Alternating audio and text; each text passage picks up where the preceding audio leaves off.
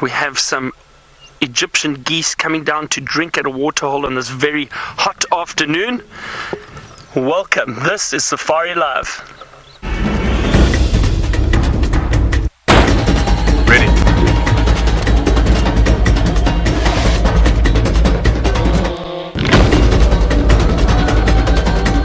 Standing by.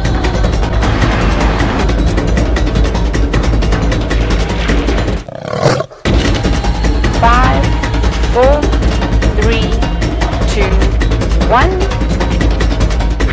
You are live, you are live. So good afternoon again everybody, and welcome on Safari Live, and to a beautiful warm afternoon with these Egyptian geese coming down to drink. It is really warm, and we are just stopped at a waterhole to see what animals are possibly coming down to drink. No sign of any animals at the moment, just the bird life. So some Egyptian geese. There were some guinea fowl earlier that just moved off, but it is a lovely afternoon on our sunset safari. And my name is Byron, and on camera with me this afternoon is Jandre, and we've got Brent and VM out on the other vehicle. You may have seen them already. And then on Bush Walk we have got Jamie and Herbert and Eggsy a little bit later. You'll probably see them. And then also a big welcome to obviously the ladies in final control, or I like to call them the voices in my head. So Jerry and Rebecca, and then a big welcome to Providence Elementary. Lovely to have you little kids with us on our safari. Please don't forget to send us your questions. Ask your teacher either with Twitter at #SafariLive, or email us questions at WildEarthTV, and we'll gladly answer them for you. Lovely to have all of you with us. We are going to see what we can find this afternoon. Now Brent was trying to look for the female lions and the pride, the Unkahuma pride. Our plan this afternoon is we're going to try and find 2 male lions. Now we did find them this morning. They were around this morning. So we're going to head into that same area, and I'm hoping, because it was a very warm day, that those male lions are resting and possibly in the same area. So let's have a look. We're not too far from where they were.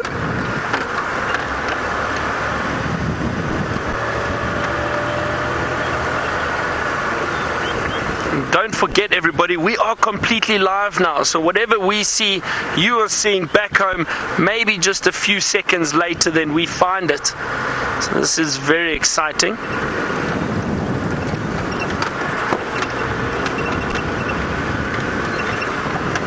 And I want to scan very carefully while I'm driving. I don't want to miss any sign of these lions.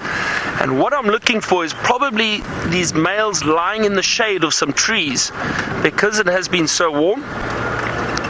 So maybe we get lucky and we do find them in the shade somewhere.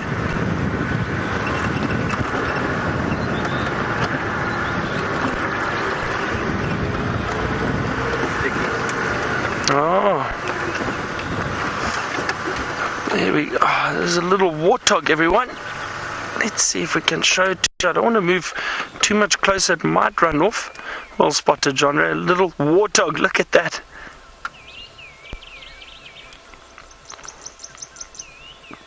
And look at those beautiful big tusks. And the warthogs will use that to protect themselves. So if any predators do try and hunt them, they may turn and use those tusks, try and chase the predator away. And I have seen footage of warthogs turning and trying to chase lions, but generally they would probably try and run away. Lions are very powerful predators. So if there were any lions in the area, I doubt this warthog would just be wandering around.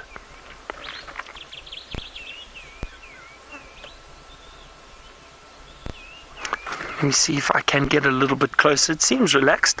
Let's see if we can maybe get another little view of this warthog. And still just having a look around. You never know. These lions could be in this area somewhere. Oh, yeah, we're going to have a lovely view. Oh, thought so. Hang on. Maybe through here. seems to be hiding from us at the moment, just through some trees. Can you get it through there, Jean-Ray? How's your view? There we go. We are very, very fortunate to have the camera and that we can zoom in, so even though I might not necessarily be able to see the warthog very clearly, we can still show it to all of you. And this little warthog looks quite curious. Now everyone, this is actually a female. Oh, there she runs.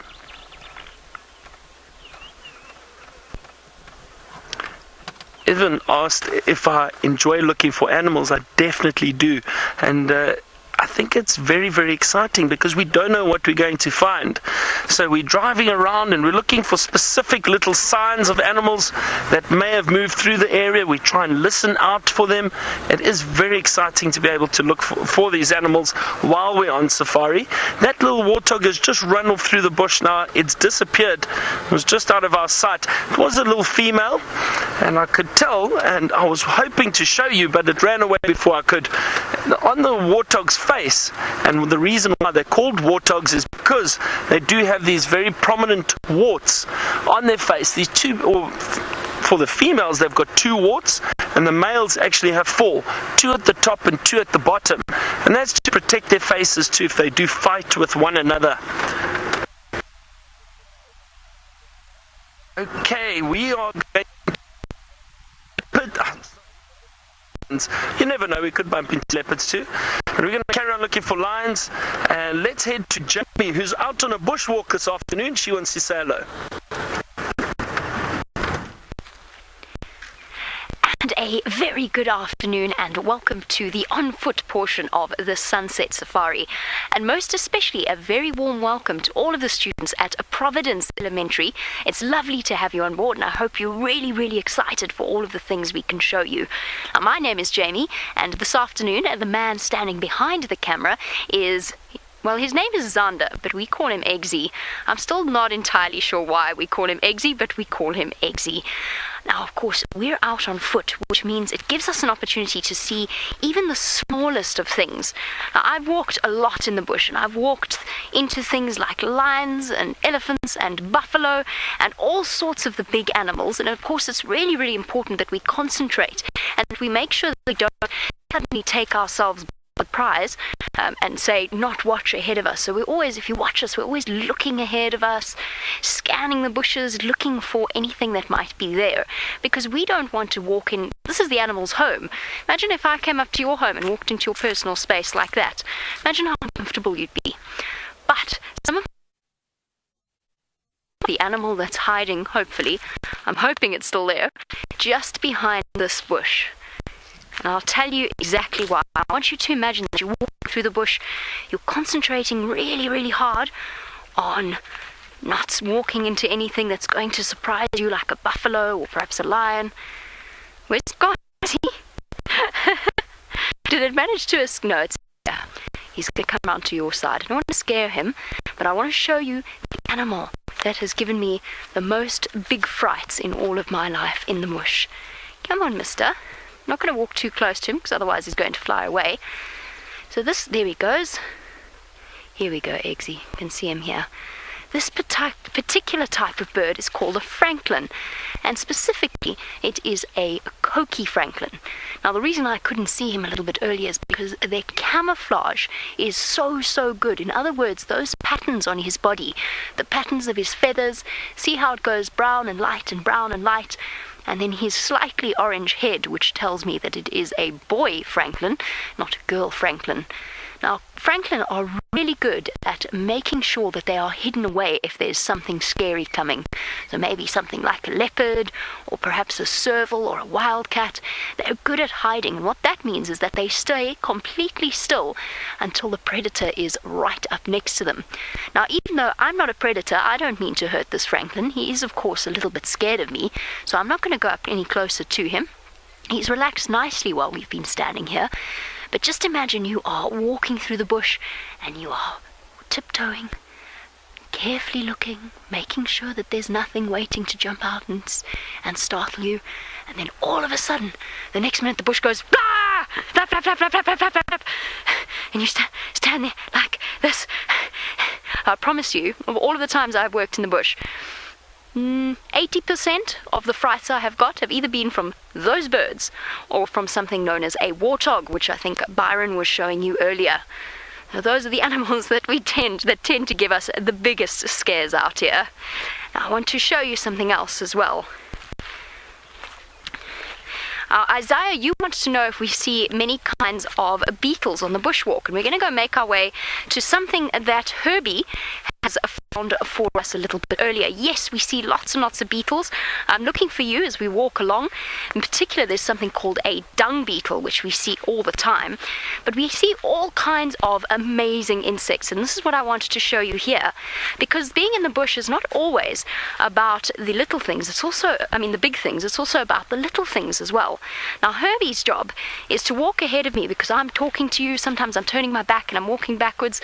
So Herbie's job is to make sure that he walks ahead of us and make sure that the area in front of us is safe so that we don't startle any animals. Now, what I wanted to show you is here somewhere. I wanted to show you some of the small insects that we see and just watch them for a moment. These are harvester termites, and they're busy harvesting, and just watch the way that they work. All of these sticks here have been gathered. Look at this guy. Look at him over here, trying to pull it into underneath the ground. Look how strong these creatures are, all working together. That's a big stick, mister. That's not going to go in the hole properly. Oh, it's going. It's going. So they work in the most incredible teams. You can see the termites coming out, rushing off, going to search for things to collect, and then the other workers are inside the hole helping to break down the big stuff, like this huge stick that the one guy bought. He's definitely an overachiever. Here comes a blade of grass. And look quickly at the difference in the size of these as well. Here's a really big one. Here's another really big one. But here's a tiny little one, rushing to bring grass back to their home. And this, of course, is for them to break down and to feed on. Aren't they incredible? So that's what this bushwalk is all about. It's not just about the big things, it's about the little things as well. But the big things are also very exciting, and I'm sure all of you would love to see a big male lion. Well, I hear that Byron has got one. Let's go and have a look. We do. Look at this, everyone. We found these male lions. They are so beautiful, and just as I thought, they are lying in the shade of those little trees behind them, the guarri trees. They're called guarri trees, and they are resting for the day. Now, why the lions are resting, and as I said earlier, it is a very warm afternoon, and the lions are lying in the shade. They are saving their energy for later. They're most likely going to get up and start moving a little bit later, probably when it starts getting dark, as the temperature starts cooling down, and then these males will most likely move quite a distance. And what they do is they mark their territory, and if we're lucky, maybe later we might even hear them roaring, but I'm not sure. It all depends. Possibly tonight, maybe late this evening, we might hear them roaring from camp.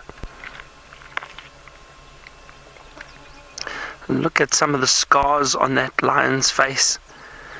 Now, lions can get a bit aggressive with each other, and it's usually when they are feeding that they may get a bit aggressive with each other. And Kaylin, you want to know, what do lions eat? So Kaylin, the lions are the top predator in this whole area, and they will eat just about anything. So anything from a small little antelope, so a impala, and we'll hopefully show you some impala a little bit later, all the way up to large antelope, a wildebeest, perhaps even a zebra, sometimes giraffe, and some lions have even been known to hunt elephant. Obviously an elephant's very big and powerful, but if the lions are successful hunters and experienced hunters, they do try something like that. And these lions lately have been enjoying buffalo, and they've been eating buffalo. Olivia, you want to know why the big lions have these puffy manes. So Olivia, for these males, and it's only the male lions that have the manes, and the reason for that is because it protects them. So we saw on that male's face, that one over there, you could see the scratches and all the scars from fighting with one another. And the mane around the head is to protect the neck and the head in case another lion tries to bite him when they do fight. So that is to protect themselves. It's also to look very pretty for the females, as the males with the big beautiful manes are sometimes more dominant, and they can then attract females.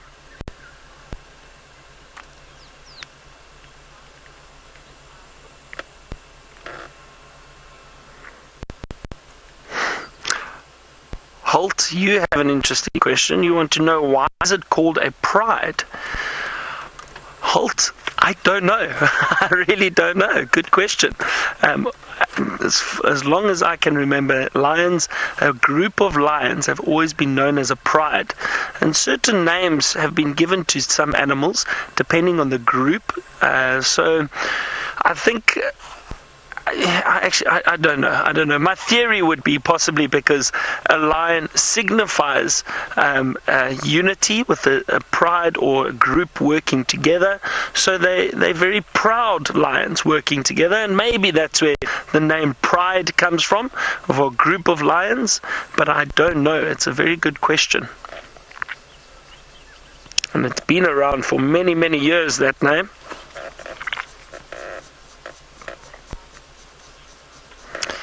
Now, it's not that scary when we find the lions. Evan, you don't have to worry. We think that these lions are not that interested in us, so we don't get that scared. And we are very careful though, Evan. So when we do look for lions, and if we are trying to view them, we do still give them a bit of space, so we don't cause them to feel unhappy, or what we say is threatened. We don't want them to feel unhappy, so that they don't react to the vehicle or react to us. Now, we are on a vehicle, so we're on a car, and it's a bit easier for us to get closer to them. If we were walking, it would be a very different story, and these lions would most likely react to us, possibly sit up and maybe even growl at us.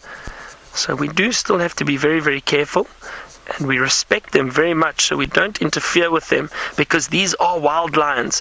We would not be able to get close to them, and we would not be able to pet them at all, because they can be dangerous if you try to get too close to them, and if you cause them to feel afraid. And just like us, we don't like to feel afraid, and these lions are exactly the same. Now, there are not many lions in this area, and Dave, you want to know how many we see during a day. So at the moment, we've only seen these two. There is a pride of lions around, and Brent managed to see a glimpse of one female, I think a bit earlier, in the distance, not easy to see. And this area that we are in at the moment, this part of this greater Kruger National Park in South Africa, there's many, many different lions, probably a few thousand lions within this greater national park, but it's very, very big. In this area we only see, depending, around about 20 lions or so, give or take, with the different prides that come into the area, different families. So the one group and the family that Brent tried to see earlier, or was looking for earlier, there are 5 females and there's 6 little cubs. Now, unfortunately, they were across our boundary. We weren't able to get very close to them, but these males also part of a coalition of 4 brothers. So the other 2 brothers are probably just in another area patrolling a big territory, or what a territory is another word for their home, the area that they live in. And sometimes these lions will split up and move through different parts.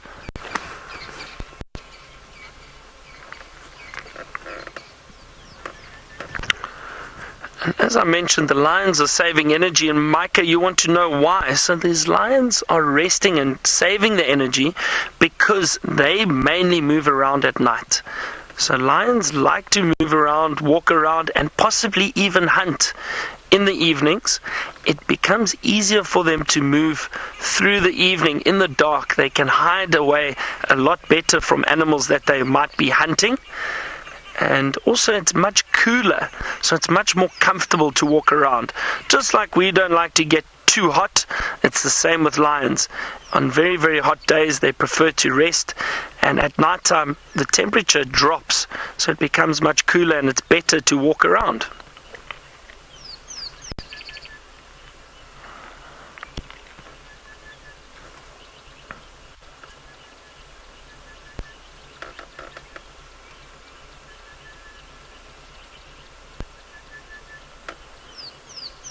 And it is really fantastic that we are able to sit so close to these lions, these beautiful wild lions.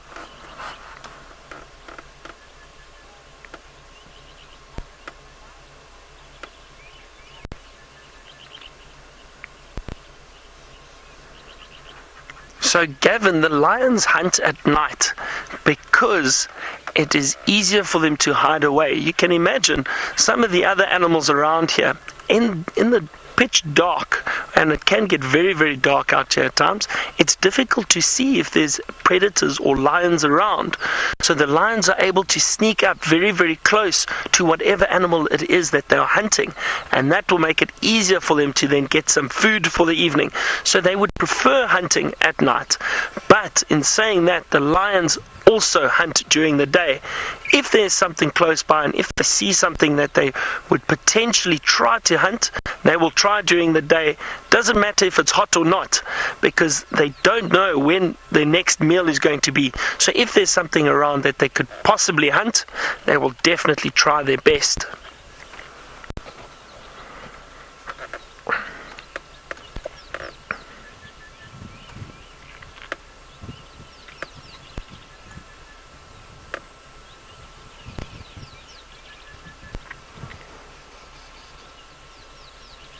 It's very peaceful at the moment. There are some birds calling around us, some arrow-marked babblers. They've stopped now. And in the distance I can hear a few other birds calling. Just shows you how relaxed these lions are. And even though they look asleep,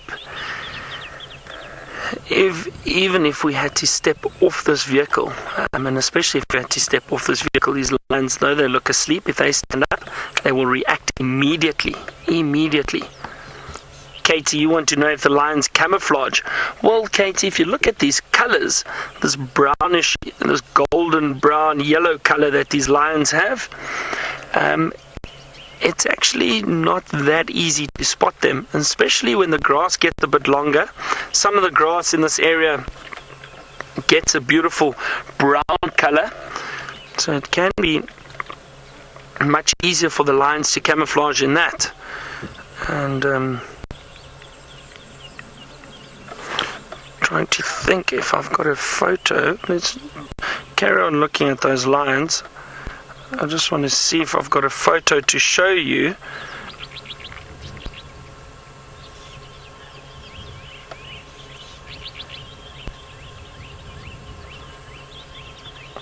Vincent, you want to know, do little bugs live in the mane of the lions? Yes, possibly. Maybe little ticks. And those little ticks would definitely, and other little insects I'm sure, will live inside that big mane. Now I found something I just want to show you. Give me a second.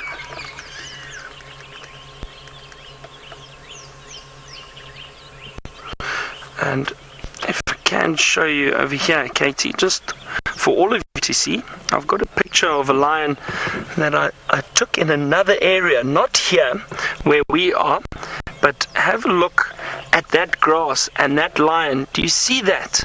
Look how well camouflaged that lion is with that yellow grass, and blends in perfectly.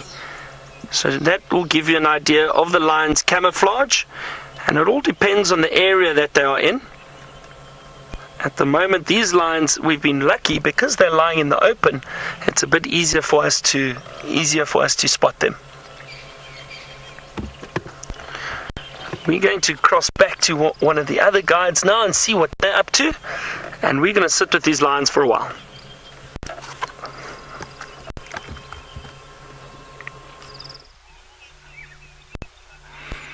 Welcome to the African bush. Now, there's a very important bird in the African bush. It's called a white-backed vulture. It's like the trash collector. Eats all the rotting meat and stuff that's left. Now, that's actually two, and they're sitting on their nest. Now, somewhere there is a baby vulture. Oh. Is it though? That one on the left is the young vulture. It's grown up so quickly. It's been a while since I visited this nest. Now, you can see how the big vulture on the right is sitting with its wings wide open. That's because it's very hot here today. And when it's very hot, vultures do that. They open their wings. They've got blood vessels under their, sort of what would be their armpits. So the cool breeze helps to keep the vulture cool. Oh, there we go. Having a yawn.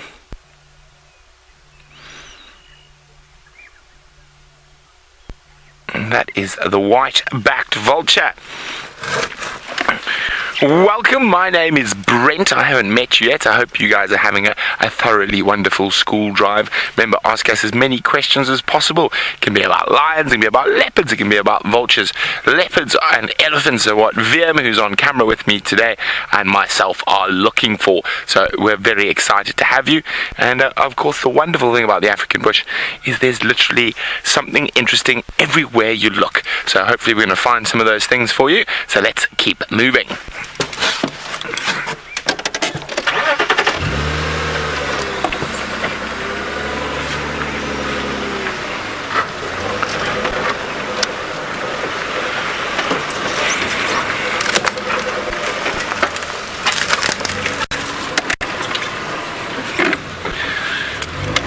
Hello, Jacob. Jacob would like to know, are there any hippos nearby?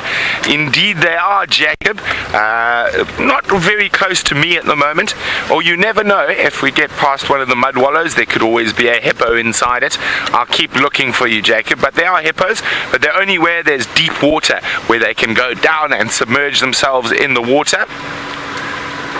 Now, I heard a report that there was a leopard somewhere around here this morning, so that's what I'm looking for. And also looking for any birds or bugs or other interesting things we might find.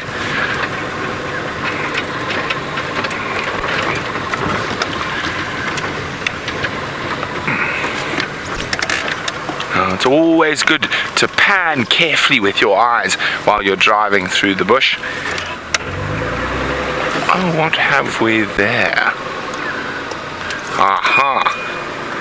Aha! There's an interesting little flower. I'm gonna just zoop around where VM can get a better view. Now, this flower is called an Abutilon. It doesn't have a common name, but it's an important flower. Oh, sorry, I just want to get a leaf. Now, pretty yellow flower. It always grows on disturbed soils, so area that has been, well, everywhere is quite disturbed. We've come out of a drought. But now, look how wonderful, and doesn't that look soft? Doesn't it look so lovely and soft? It's so soft, I'm going to, oh, it's so nice. Do you want to touch it, Vim? Here we go, touch it, Vim. It's so soft. So, when they get a bit bigger, there's a couple of things you can use it for. Now, you don't find many Walmarts or Quickie Marts or things out here. So sometimes you can use it for toilet paper because it's so soft when the leaves get a bit bigger. But more importantly, it's a bush band-aid. So it's also got some soothing sort of sap. So if you've got a big owie or nasty, you can put it on there and you can make a pile of them, and it works as a band-aid. It also keeps the wound nice and clean and stops infection. So an Abutilon, the bush band-aid, or the bush loo paper.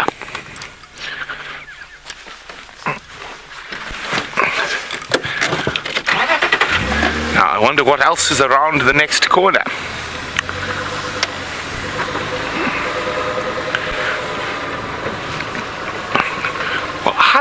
Chloe. Chloe's asking, why were those vultures so high up in the tree? Well, Chloe, luckily enough, there's another vulture, so I can show you exactly why. So there we go. When we have a look, there's this tree here. You can see it's quite a tall tree, probably around 40 feet in height.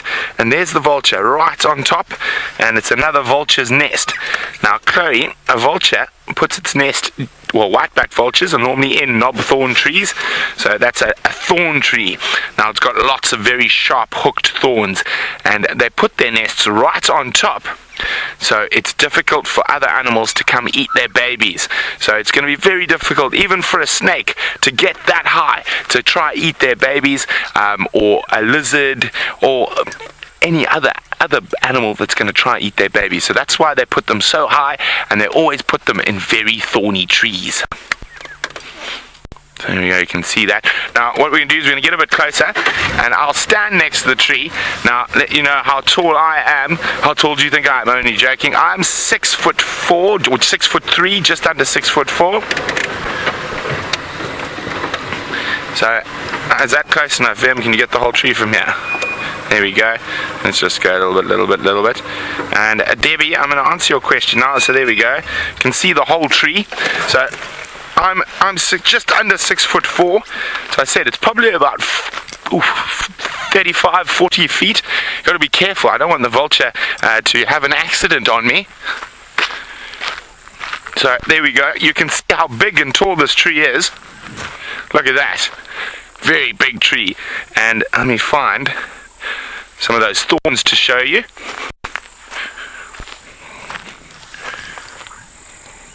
But Debbie, you were wondering, are vultures decomposers? They are not, Debbie. They are what we call scavengers. A decomposer is normally an insect or an arthropod, like a millipede, or wood lice is a good example of a decomposer. And they break up normally vegetable matter. A scavenger will eat meat that's been left behind. Okay, let me just put my ears back in. And I'm going to pop that over there. Now, that's an old branch, so it's not a fresh, young, strong branch, but you can see there's these ones, those are the ones. Now, they're really sharp and vicious. Now, they would, it's stuck in my finger, but, and that would help. Even a snake, when it's very thick like that, it's going to battle to slide between the thorns without hurting itself. So it's a very good place to put your babies, where they're protected from the other predators. I mean, you can see, I'll show you now. This is how much I like you guys. I'm going to show you how sharp these thorns are. You see, put it in there, and look how it lifts my skin. Owie! So, very, very sharp thorns. Fortunately, I've got skin like old leather from being in the bush my whole life. But there we go. Off we go. I wonder what else is around the corner.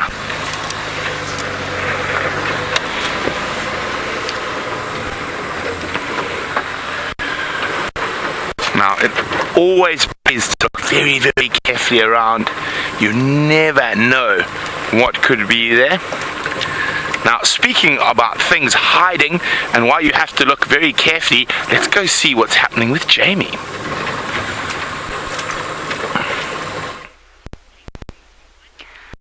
Well, trees out here are very, very important, and Brent's just been showing you one type of tree.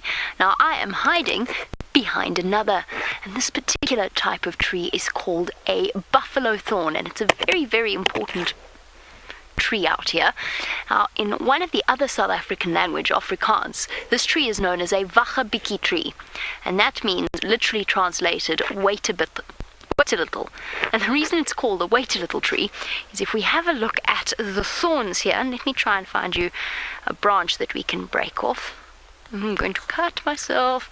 I've learned from experience that you don't necessarily touch this particular tree with great enthusiasm. The reason it's called a wagabiki tree is, or a wait a little tree, is that if you walk into the thorns, you're going to stab yourself, and then the hooked thorns are going to grab onto your clothes and onto your skin, and they're very, very sharp. You saw Brent poking thorns earlier. Now I'm doing the same. They're very, very sharp, which means that they cling onto your skin, and you have to wait a little before you leave. Now, a lot of the trees out here have a very, very important role in everyday life. Now, if you were a child here in South Africa and part of the sort of the local community which is outside of this reserve, if you were a child here, as soon as you finish school, this is a gift or a tree that your parents would give you. And the reason they would do that is it's symbolic. So the straight thorn represents the fact that you must go live your life, you must go have fun when you're young and when you've just finished school and you're going to university or to college. The hooked thorn, the one that curves backwards, is a reminder that you must always come back and visit, must always come home and remember where you come from. And I think that's a really beautiful lesson, don't you? A really nice gift to give someone, rather than a car or money or whatever it happens to be. A gift to remind you to live your life, but also never to forget where you've come from. It's also quite yummy leaves. Now there's lots of trees with thorns out here, which we generally try and dodge, and poor Eggsy, for example, has now got to figure out how he's going to, get around the trees. That's very bitter. Very, very bitter tasting. Now I'm looking for one particular type of tree that I can show you. And I think we've just come out of the area where they grow, because of course certain trees grow in certain places. But I've spotted something else that I want to show you. Remember those termites we were looking at earlier? We're looking at the termites, watching them collect all of their food. Now there's different species of termites that we get out here. You get those that pull all of their food underground, and then you get the termites that build these. And that is a termite mound, and can you believe this termite mound is almost just the tip of the iceberg. That's only a little bit of the whole termite's home. Most of where they live is underground, but they build these enormous towers, and we're going to go a bit closer. Come and have a look. Remember how small those little insects were when I put my finger next to them? Those termites made this, something that small, over years and years and years. And Isaiah, while we're talking of the different insects, you want to know if there are any red ants near us. So we don't get the same fire ants and the same species of ants that you do on your side of the world, but we do get ants that bite just as painfully. We get an ant called a pugnacious ant. I don't know if you know what the word pugnacious means. Pugnacious means that you go for something and you don't let go. You're very pugnacious, you're determined.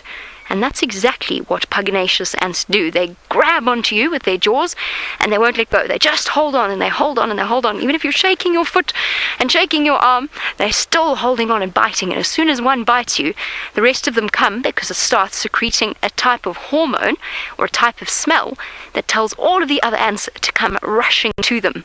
So you end up going like this on the ground. Luckily, there's none here. And in fact, there's no termites out here either. But isn't this just amazing? To think that something this small, something tinier than my fingernail, made this whole massive termite mound that's probably in height nearly 3 meters, which is about 9 feet in the air. And it's taken them a long time, and they've done it by digging, combining the dirt with their spit. I'm not going to combine the dirt with my spit now because that's kind of gross, and packing it all together like building mud castles. Except they've built this over years and years and years. How amazing is that? Now, Shania, you want to know what termites eat. Shania, have you ever found yourself or heard of people in wooden houses having a problem with termites? They eat wood. They're one of the few creatures that can properly start to break down and digest even old and rotten wood. And sometimes it's even, let me show you something.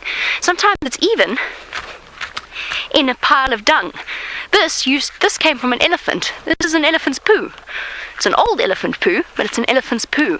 And the reason it's got all of this dirt around here, Shania, is that the termites have been breaking down what the elephant didn't manage. So all these bits of grass and wood, this is what the termites are feeding on. And termites are really, really clever, because there are certain parts of the wood that they can't break down, but somehow they know that there is a type of fungus that will help them break it down.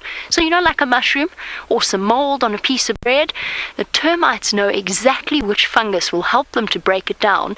So what they do is they farm that particular fungus. How amazing is that? Like farmers growing crops, the termites do exactly that. So underneath the ground there'll be these chambers where the termites are creating the fungus and then bringing them food, and the fungus breaks down the food and then the termites can eat it.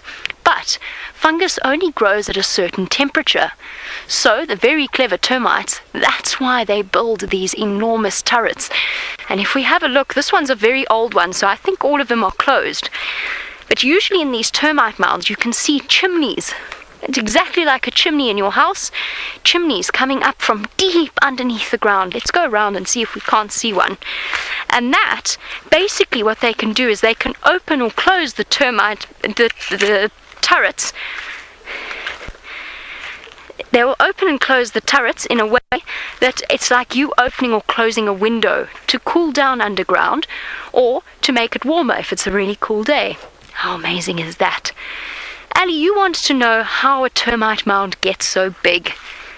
And what I'm doing is I'm looking to see if I can see the beginnings of a termite mound, and unfortunately I can't. So Ali, years and years and years of termites building from, it'll just start from scratch. It'll start on a patch of earth just like this one, and then there'll be lots and lots and lots, thousands and thousands more termites than you can even imagine, all coming together, all working for a very specific reason. So they're coming and building up the walls of their termite mounds and just putting mud and spit, mud and spit, mud and spit, over and over and over again, all through every single night. And eventually, years later, you get something this big. Now, they are a truly amazing thing, these termites.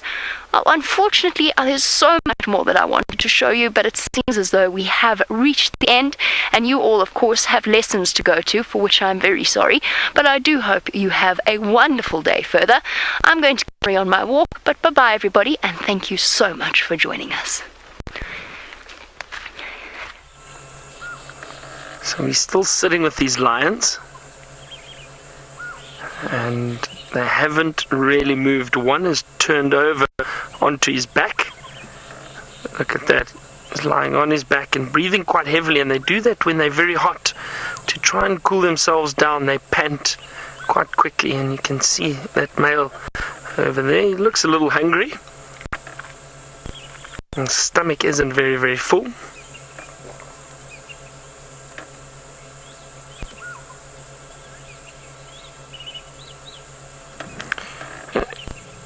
Now, we mentioned earlier how the lions possibly do have ticks that sit on them, and Caden, you want to know if the lions ever get sick from the ticks. Caden, there may be some diseases that the lions can get from certain insects and from ticks, and it does affect other animals in certain areas. I personally haven't seen lions affected by a tick bite, but it can happen. I know that we, for example, if ticks bite us, we can get some serious diseases from them. But just like the ticks can affect some other animals, I'm sure they would be able to affect the lions. But a lot of these animals do build up an immunity, which means they build up a resistance against these little bites from these insects and from the ticks. So I'm sure that these lions would probably be okay if any ticks do bite them for too long.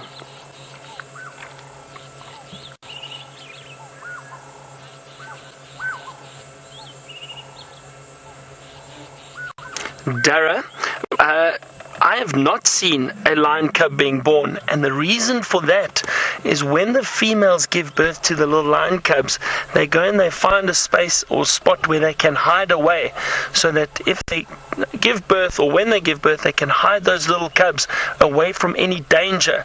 Because when the little cubs are born, they're completely blind, so they're helpless, they can't move around, they need to be very careful. So the lions will look for an area that's very, very rocky, or perhaps in thick bushes that other animals can't get into. So the chance of us seeing that are very, very slim. I've never seen a lion give birth, no. And I don't know of anybody that has, other than perhaps in captivity in maybe a zoo, but not in the wild.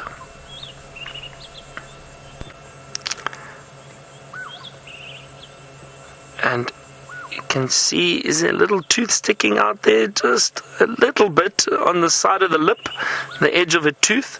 And those teeth are very, very sharp and very large. And Gavin, you asked how sharp exactly. Well, put it this way, when they do feed on carcasses and they feed on animals, then they use those teeth to tear the meat. So they are very sharp and very, very powerful, but not quite as sharp as a knife would be, for example.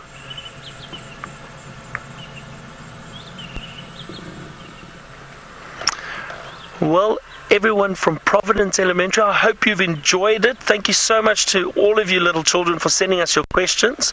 It's lovely to have your questions and comments, and it's so nice that you got to see these lions with us. Goodbye to all of you, and I might sit here a little bit longer with these lions. While we do, we're going to head back to Brent and see what he's up to.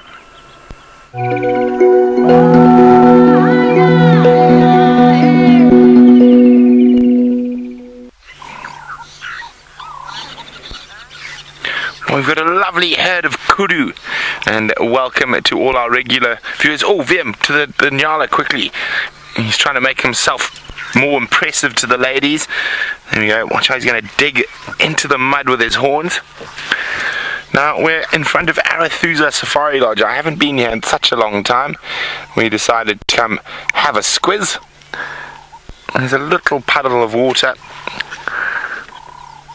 and there was some kudu in Nyala taking advantage of it. Gotta love in Nyala's orange socks.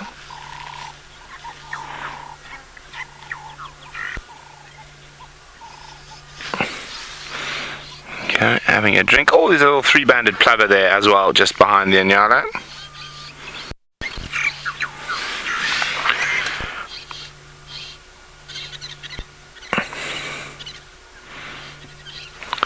Well, it's been quite hot today, around 80 degrees Fahrenheit. It is cooling off nicely at the moment.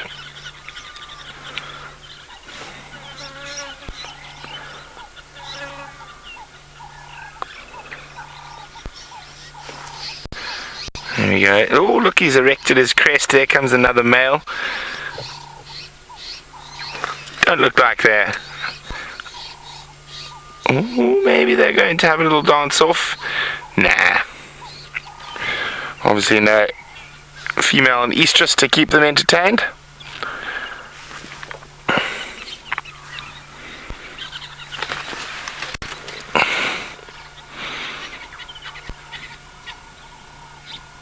Absolutely incredible how dry it is. Not a drop in the main section of the dam.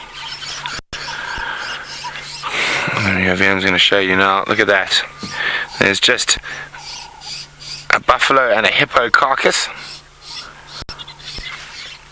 There we go.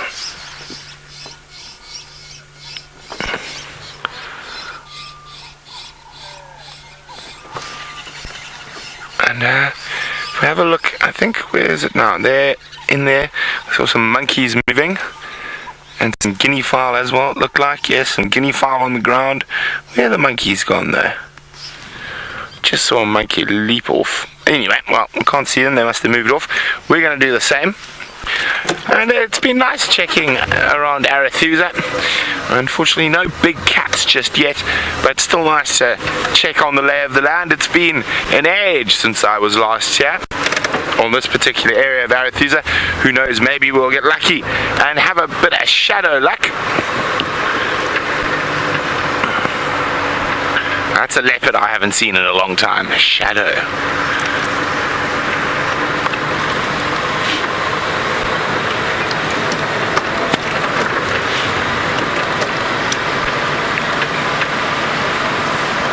A lovely little drive through here along the edge of the safari drainage line or river system, and lots of wonderful trees, thickets, so we might get some good birds.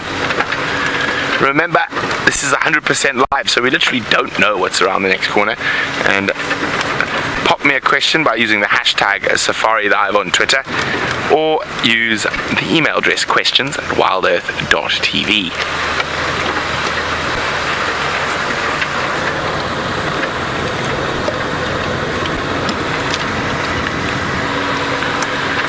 Okay. Eeny, meeny, miny, mo. 4 ways to go, but I think we're going to go the one that sticks closest to the river. Oh, but before we do... Oh, there we go. Don't fly, don't fly. Which one have we got? Let's have a look. Turn your head towards us so we can see whether you are... Oh, a Cape Glossy Starling. No, it is a greater blue-eared Glossy Starling. See that very dark patch behind the eye? And the Cape lacks that. Oh, a greater blue-eared Glossy Starling. Very noisy chaps. Now, I wonder if we can find those monkeys I saw from a distance. They might be moving through into this area.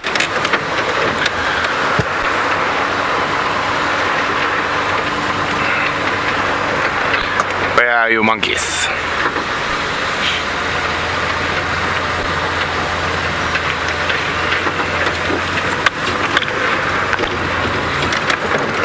Well, there's some guinea fowl.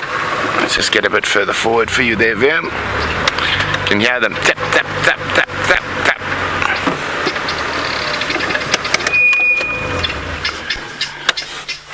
It's our bush chicken.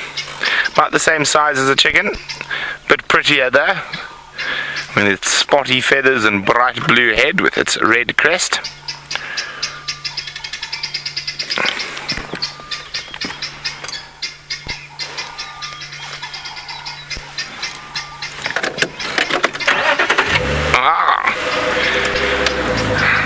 Let's keep moving. So we're on this little track that runs right next to the dry riverbed, which is very used to be a very favored area by Shadow, but as I say, we haven't seen her much. Hello, Patrick. Patrick would like to know if the helmeted guinea fowl is the bush version of a turkey. What is the bush version? Of a chicken. What is the bush version of a turkey? Oh, well, size-wise, a ground hornbill, although it is behavior-wise nothing like a turkey. Oh, maybe a Corrie bustard or the black-bellied bustard. They might be the bush versions of a turkey. Now I hear a very distinct bird call for a very pretty bird. Let's see if we can spot him.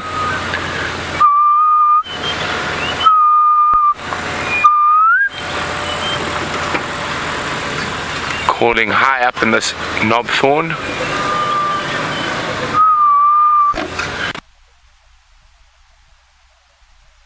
Or a spookful. Oh no. In the thickets right at the top. It's always a great place to look for birds in these riverine areas.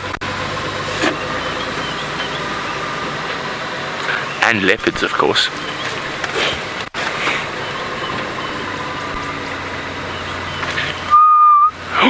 One of my favorites.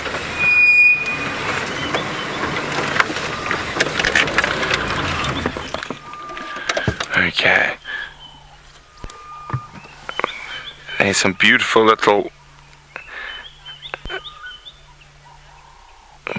flowers. Now, if we were planning to go anywhere near a carcass today, I'd definitely come collect some of these. Now, these will attract sunbirds, lots of different insects.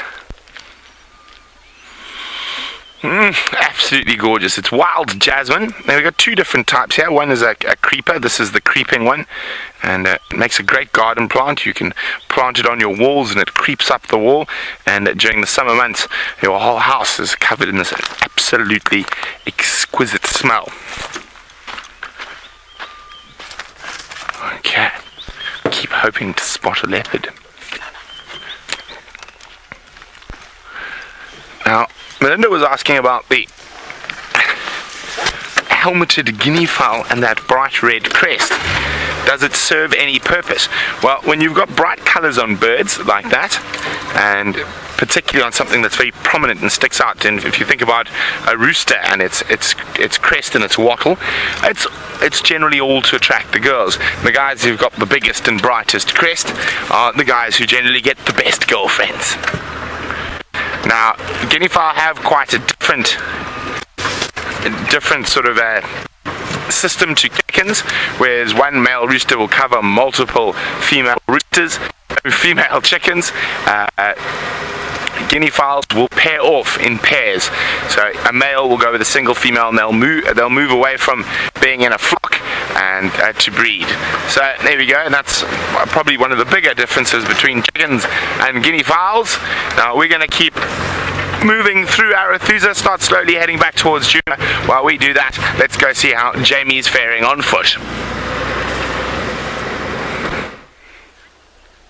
While Brent goes on through Arathusa, Herbie has found me a puzzle, which is basically the equivalent of doing a jigsaw puzzle out here in the bush. Maybe not quite. It's got a few less pieces than your average jigsaw puzzle, but essentially what we're playing now is build a scorpion from the scorpion exoskeleton that Herbie found underneath this rock.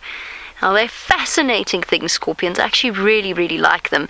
And you can see what kind of a role, or just how sort of solid each and every little segment is within their tail and within their bodies. Now, of course, the fascinating thing about all arthropods is the fact that they have what is known as a hemocoel, which is essentially an open blood system. So they don't have veins and capillaries and arteries in the same way that humans do. They just have this massive open cavity, which one can understand in a sort of a small scorpion like this, but becomes even more impressive when you imagine something much bigger, a scorpion the size of my hand, for example, which we do get out here and we do see on a relatively irregular basis. I'm not going to focus for too long on him because this is a particularly uncomfortable patch of ground for poor Eggsy to try and maneuver, but let me lift him up to try and show you. Oh no, come here. No, come here. Let me try and make this a little bit easier, and let's go up so that we can really closely examine exactly what it is I wanted to show you. Now, scorpions have a unique mating dance. This one is obviously very deceased, and not recently either. This is a very, very deceased scorpion, but look here. Look really closely at those fine feathered fringes. And that all plays a part in a scorpion's mating display. The pectins were that well developed is what immediately tells me that this was a male scorpion, which is something I did not know until Steph told me, and it's amazing the vast amount of knowledge that he is able to impart. But here's the story, and here's how it works. When scorpions come together to mate, the male has to tread a little carefully because scorpions, as a rule, are not really the most social of creatures. I'm going to pop this one down because you've got the picture of those wings, and then we'll discuss it in a moment, but let's just pop them down for now. So scorpions are not the most social of creatures. They don't like each other's company. So when the male approaches, he's got to be decidedly careful that the female's not about to eat him, much like spiders in a way, and mantids. And he walks up and he does little taps with his legs. Of course, he's got legs on either side of his body, and he does a complicated little rhythm known only to that particular species of scorpion, and they can dance around for a while until eventually he realizes, okay, this female is now happy with me. So what he does is he goes and he clasps her with his pincers and grabs her. Now he's got to find an appropriate point to stop. So what he does is those pectins that sit sort of here on his abdomen, they flap down and descend. So imagine I'm a scorpion now. I mean, it's a little difficult. Okay, we're slightly different in shape. But he's wandering along. He's got this female in his claws, and he's wandering along looking for an appropriate patch of soil. When he finds it, a suitable, flat, perhaps not too sandy, perhaps not too clayey, not too wet, whenever he finds what it is he's looking for, he deposits what's known as a spermatophore. which I don't know exactly what it consists of, but I know obviously it contains his sperm, and then a sort of a straight upward facing, it's a sort of a spiky thing that he deposits, and it's probably made from solidified fluids or something similar. But he deposits the spermatophore on the ground. He's still got the lady by her pincers, and he picks her up and he pops her on it. And as soon as her weight hits it, it bends and it releases the sperm. At which point she can stay there. They can stay clasped for a little while.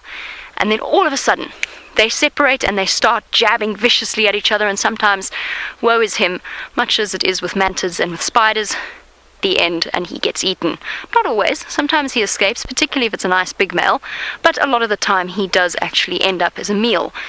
Now, that is probably not what happened to this poor scorpion. But now you understand what I was saying. These feathered things here, try and control my caffeine shakes. But these feathered little bits here, that is what feels along the ground in order to work out exactly where to place his spermatophore. Fascinating creatures. And the mating rituals of arthropods, whether they be spiders, I'm now looking for a spider just perhaps perchance, whether they be spiders or anything in between, are usually quite fascinating. They're usually quite a complex thing. And I've been fortunate enough to witness one or two, and it's such a pity that we don't see more golden orb webs. These massive webs across like this. And they have to go and the males have to go and play the web very carefully in exactly the right rhythm so that the female spider doesn't eat them. Now, James Duncan, you wanted to know, don't they do a tail thing as well? Yes, certain species do. And certain species can also create a vibrational hiss. I'm not sure exactly how they do it. I think it's carapace based, so it's the outside edge of their abdomen. But I think somehow they create a sort of a hissing shiver that they do, and that is a way of attracting their ladies. Look at this. There was a bug on this earlier, but I'm actually looking at the spider's web that's on it and wondering whether we can't find the spider, just to continue our discussion of arthropod mating rituals. It seems empty. I don't know if you can see you see the fine filaments there, Eggsy, of this web? I don't want to break it, obviously. Now it will be underneath this web, somewhere down here in a cavity in here. Oh, hold on, there it is. Found it.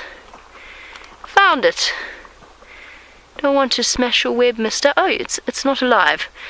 It is a deceased spider. Ouch. And this is the thorny tree. It's a deceased another exoskeleton.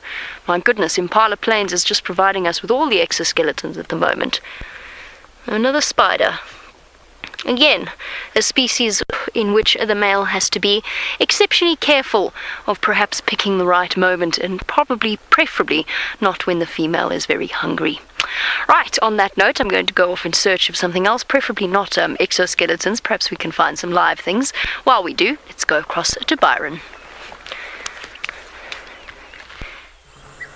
So we're still sitting with these lions, everyone, but they are still resting, hardly any movement, just the odd turn over or roll, and still enjoying the heat, enjoying the shade because it is so hot. And I'm thinking that these lions are not going to go anywhere anytime soon until it starts cooling down. It's very humid, very muggy.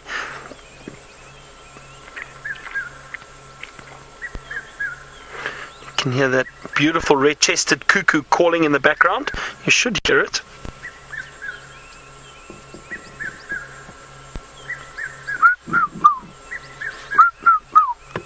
Beautiful call. It's definitely one of the calls of summer, I think. I really do think so, because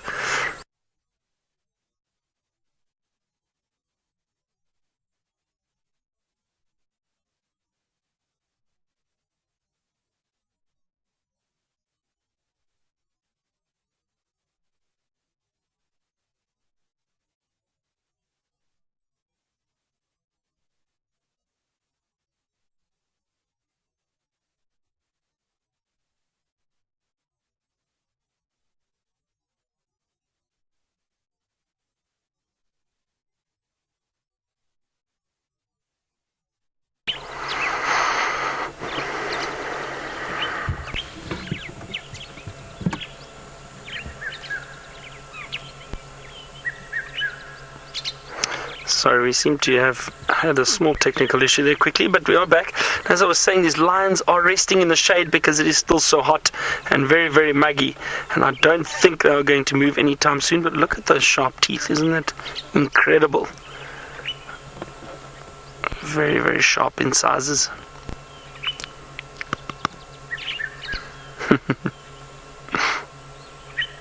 They use those mainly to tear open carcasses, but when they do actually feed, they use the back teeth, the molars and the premolars. And that's where all the power is, at the back of the jaw, and they'll be able to chew the meat a lot better and tear it with those back.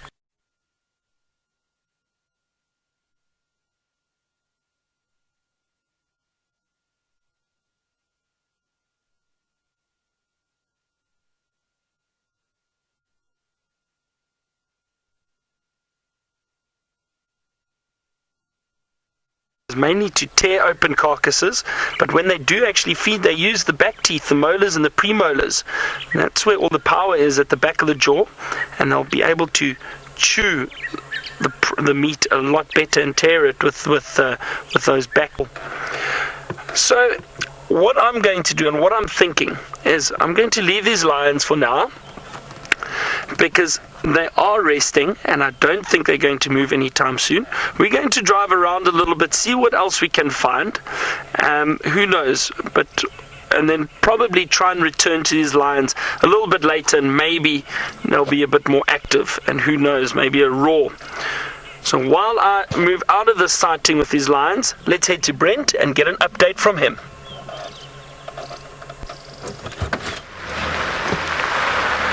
Yeah, we've just noticed that there's a female impala who's away from the rest of the herd. I'm just trying to keep an eye on her. Now, normally when impala give birth, they do move a little bit away from the herd. I'm just trying to see any obvious signs that she might be coming into labor. And you can see she's very pregnant. But I'm not seeing any obvious signs of labor just yet.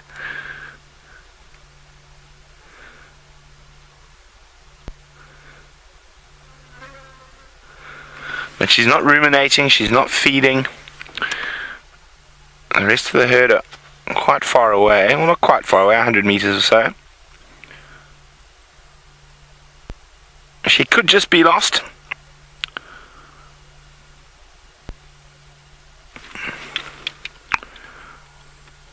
So when female impala are ready to give birth, they do move off from the herd into some thickets like this. I'm just waiting to see.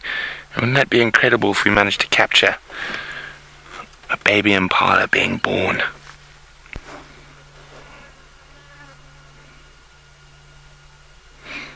It's the right time of the year. Let's try go back a little bit.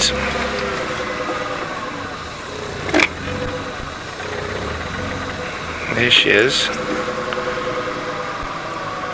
So what we'll be looking for her to have her legs to be splayed a little bit, but I'm not seeing any obvious signs just yet.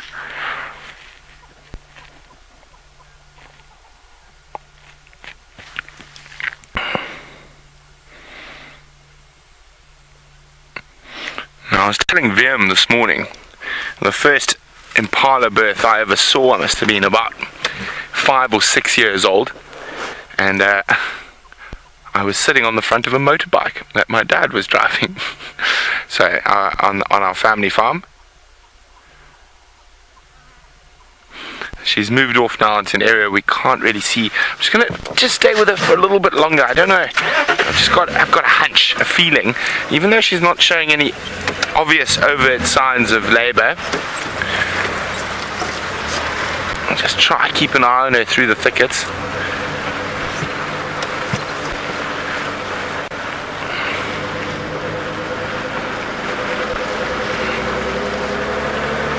She is heading back towards the rest of the herd.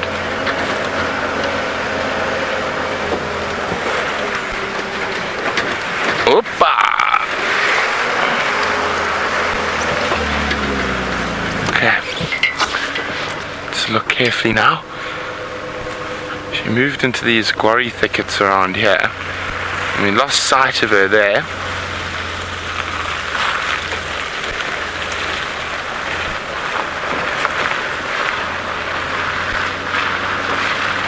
You see her, Vim? Vim thinks he spotted her. I can't see her just yet. Further back, further forward. Now, okay, no, we're not going to be able to follow. Just try. Is she going into the drainage line? Okay. So Emma's wondering, why does she move away from the herd when she's so vulnerable? And how long does the birthing process take? Well, Emma, the reason they move away is because obviously a big herd's easy to see. If she's by herself, off-hidden, less chance of a predator finding her. And it's not a very long birth, it's probably 5-6 minutes at the most, unless there's some complications. No, we can't see her. Oh, there she is. Actually, we've spotted her again. But we're going to lose sight of her. I think she might just be a little bit lost. Okay, bye Impala. Okay, we're going to keep checking down towards the southern end of the Arathusa airstrip. While we do that, let's go see what Jamie's up to.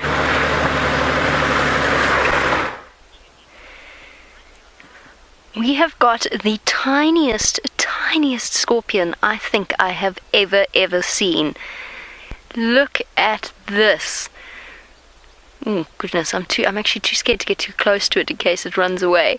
This is such a tiny scorpion. It is only, I don't know exactly how old it is, but this is relatively newly. It's okay, little one, I don't want to scare it.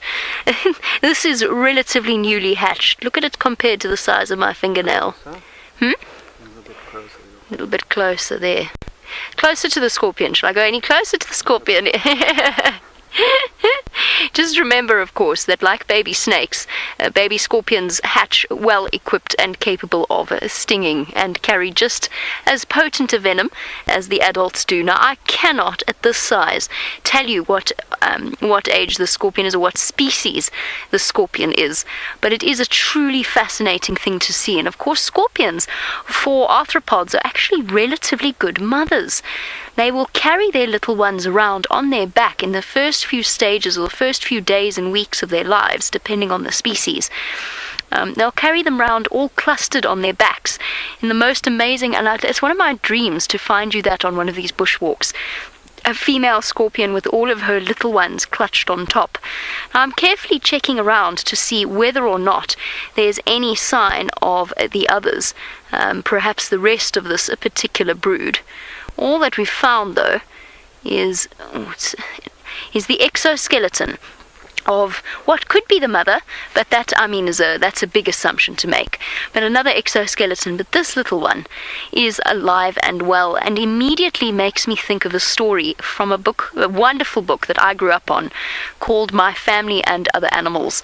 Now, seriously, if you would like to enjoy a good read, it is by Gerald Durrell. And it is an absolutely fascinating. Look at this little thing. I can't stop looking at it. It is so cute. And I'll go into a moment why it makes me think of My Family and Other Animals. Those of you that have read it will, of course, immediately know what I mean. But before we do, just to discuss the development and the life cycle of a baby scorpion in its first few days of life, they go through what's called as, is it ecdiosis or ecdysis? It's ecdiosis. And basically they molt. They don't change shape. It's not like one of the other things like a tick, for example, or perhaps a dragonfly or even a caterpillar that goes through different life cycles and metamorphosizes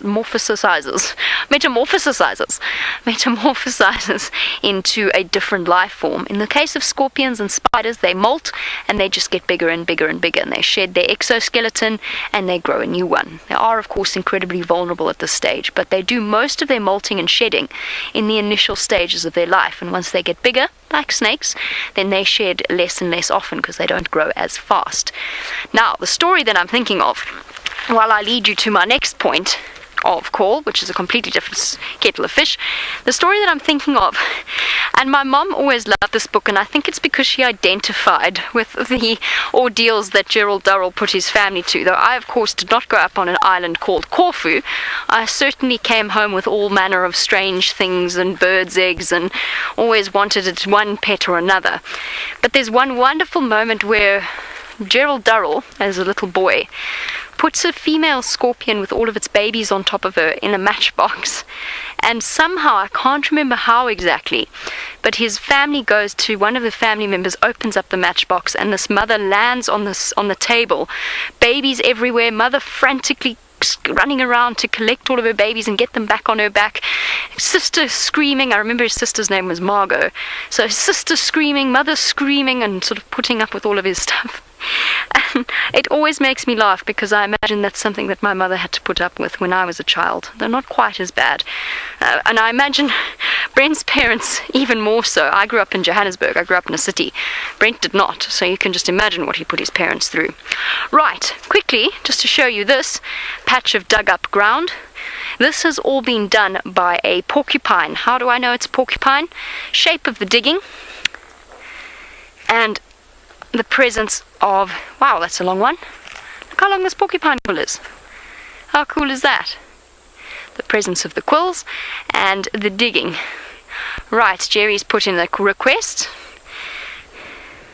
Now, I just want to show you one thing quickly, if that's all right, that is related to the porcupine.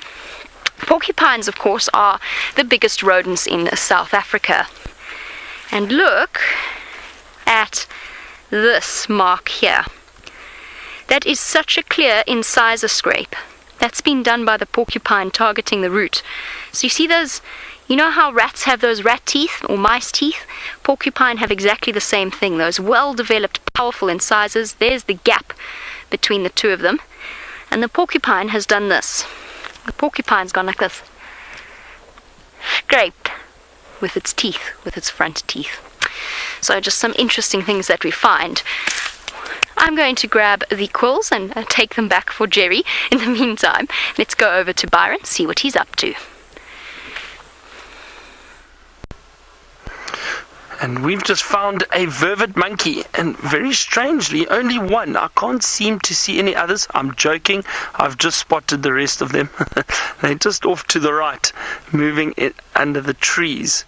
You might get a glimpse of some of them walking around. And there we go. There's one through there.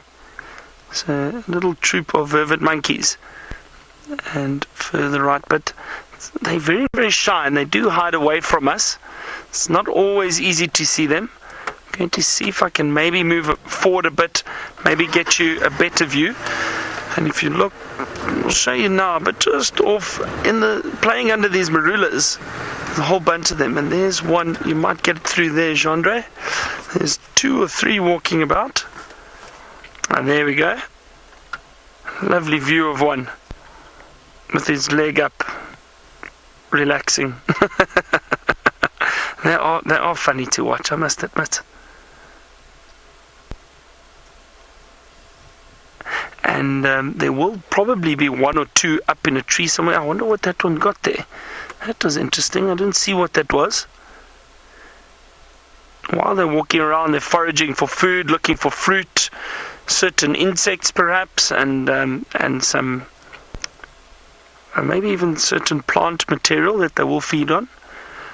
There's one that's probably going to come into the picture. It's a little bit further right, Gendre, as almost where that there is going over there, but it's got a baby under the belly. So let's just see. You should hopefully see it soon. Come on. There we go. Look at the little baby. Isn't that incredible? Oh, wonderful. Hanging on to its mother. That is so cute. Wow, that is tiny. That looks very, very new. That is very special. That is lovely to see. Look at that. Oh, just sitting with her back to us now. And as I was saying, there's probably one or two sitting in a tree somewhere keeping lookout for any potential danger, potential predators. And monkeys have incredible eyesight, so they are very, very alert of what's going on around them. There you can see quite a few of them moving through the thicket.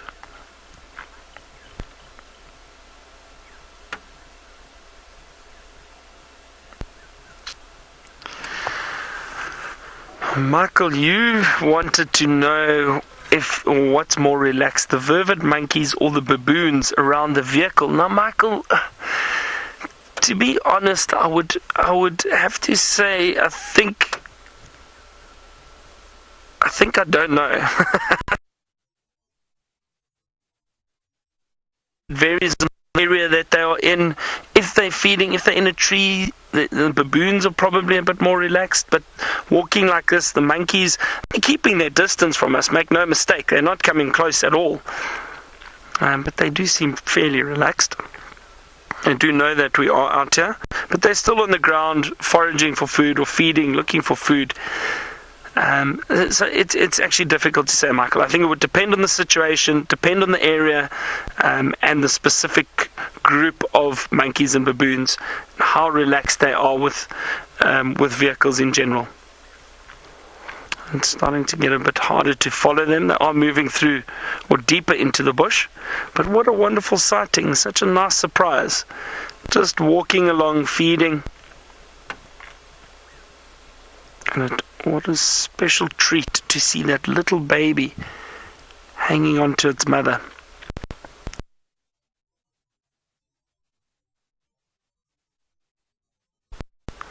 As I said, yeah, there they go. And just moving off a little bit further.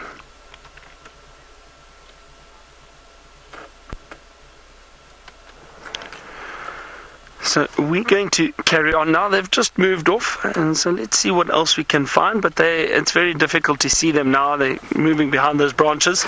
James, you want to and then as they get a bit older, it starts darkening. I'm not entirely sure at what age it begins to darken, but I've seen very early on, so young monkeys, young vervet monkeys that are not even a year old, already the faces started to change and become a lot darker. But I'm not exactly sure at what point it is, but it's definitely within the first year it does start to darken.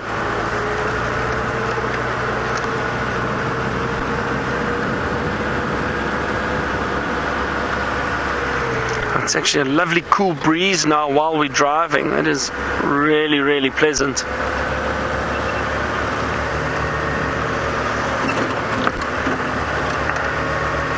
And a nice start to the afternoon already with the lions. That was a great treat. The monkeys. And we'll see what else we can find. Oh, it's a beautiful little bird. Let me just see if I can show it to you. Genre can get it. There we go. A little bee-eater. Look at that.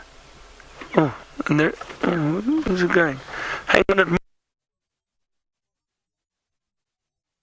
To fly off behind us, but at least we got a view of it, a very quick but beautiful view of the little bee-eater. Now I just want to show you something quickly in my book with these bee-eaters. There are many different species that we do get around here, but they are all very, very colorful and they're wonderful to see. So let me just show you some of them that we might be seeing around here at the moment. And let me show you the little bee-eater. Actually, lovely light now too. So that is the beautiful little bee-eater that we just saw, and you could see that yellow throat very, very clearly. And unfortunately, these books don't do the birds any credit. I mean, you could see, or any justice, you could see that that bird was much more colorful in real life. Let me just show you some of the other ones that we might see. And this is another one that we're starting to see at the moment, this beautiful European bee-eater. Also a bit of yellow under the throat, but this is much larger. And that almost turquoise blue under the belly. And slightly reddish brown on top, rufous on top. But like I said, these pictures over here do not do them any justice. And those are just two of the bee-eaters that we might get around here. Also get the carmine bee-eater, that beautiful reddish pink or mainly pink color. And they are wonderful, wonderful birds. Now they do something very interesting. And we saw that little bee eater perched on that branch. So the bee eaters in general have this behavior that what happens when they are looking for food, they usually feed on the wing. So they'll fly around, and the term bee eater doesn't mean they specifically feed on bees, but they feed on insects. What happens is they'll fly down, sit on a branch, and then they use a method known as hawking. And what it is, they'll fly around, they'll do a loop, possibly try to catch an insect, and then they often return to the same perch, and they'll feed on whatever it is that they've caught. And that's known as hawking. So the bee eaters are known for doing that type of behavior. But wonderful to see the little bee eater.